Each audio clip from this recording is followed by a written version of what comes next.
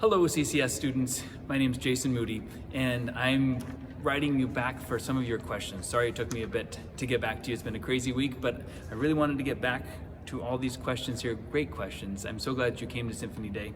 So the first one I get is from Ariella, who asked, how long did it take to practice this music? So we get the music for the symphony about 2 weeks ahead of time, and we had one rehearsal the night before. So we rehearsed on Tuesday night and then played our first concert on Wednesday morning. So we do a lot of our own practicing at home and then come together as an ensemble for just one rehearsal. Arya asked, why did you choose the violin? It's a good question. I grew up in Sandpoint, not too far from here, and there was a group that had both fiddle and classical teacher. And so I started when I was about 5 years old. And I actually saw a symphony concert, and when the concertmaster walked out on stage, apparently I don't remember this, but my parents say that I pointed and say, I wanted to do that someday. So that's how I chose the violin. Sam asks, were you the concertmaster? No, I was not the concertmaster. I'm the associate concertmaster, so I sit next to the concertmaster. And occasionally I do have to play as the concertmaster if our concertmaster Mateus is sick, or if he has to be gone for a concert, or there's even a concert in February where he's going to be playing the solo. So the rest of the concert I play concertmaster, but I'm the associate, so that means I just kind of am an assistant to the concertmaster. Hudson asked, do you get to pick what you play? Not really. Generally, our concerts are all picked by our music director, or for this concert for Symphony Day, Shira, our conductor, picked most of the music. I have a little bit more influence because I also work as the director of education and community engagements, and so I was able to have some more influence in what we played for the concert. But that's generally we pick up our folder, and what's in it is what we learn and what we play. Alexander asked, did you have fun playing at the concert? Absolutely. It's one of my favorite concerts to play of the year because I love the audience. It's so much fun to have an audience that is so engaged and energetic and makes so much noise. So we love that concert. Thank you for being such a great audience.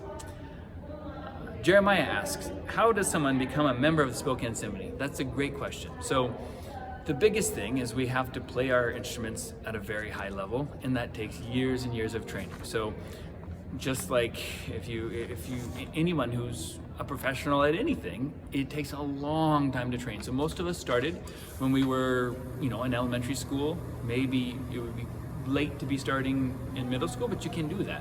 So generally, sometime when you're a kid, we start our instruments, we practice them, we go to college, most of us, grad school, and then to get a position in the Spokane Symphony, we go through an audition process. So for that, you have to prepare usually about 2 hours worth of music in these little snippets, about 30 to 60 seconds of some of the hardest music there is for an orchestra.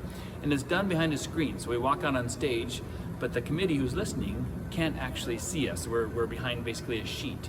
And so then you play there, and sometimes you'll have 30 people, 50 people come, and everyone listens, and you go through rounds. And so they kind of have a first round, or be 50, and then maybe 10 in the second round, and then maybe 2 or 3 in the third round, and then they pick the winner from there who is offered a job.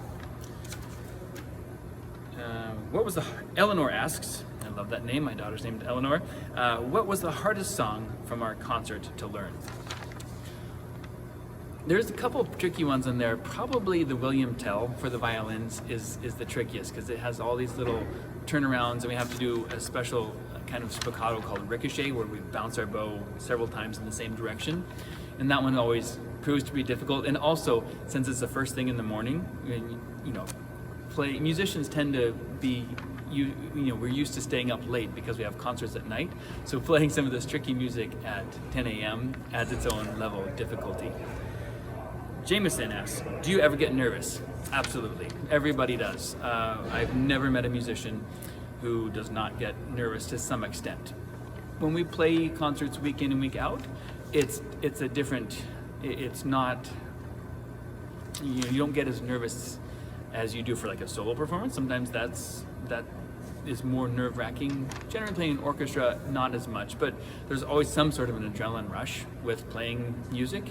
And I remember asking one of my teachers who soloed with major orchestras every weekend, how do you get over, I asked him how he got over his nerves. And he said, get over my nerves? I still get nervous. And he'd done this for 60 years. So it's just a part of it. And we have to learn how to use your nerves to your advantage. You get some good adrenaline with that. And oftentimes they can help you play better. Ria asked, can you play any other instruments? That's a good question.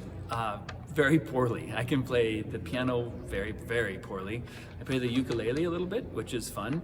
And I play the viola because it's quite similar to the violin, but the other string instruments their technique is different enough that I can make a sound on a cello and a bass, but I'm not proficient at all on those. And I think that's all the questions. Thank you so much for sending these. Thanks again for coming to Symphony Day. If you have any more, let me know.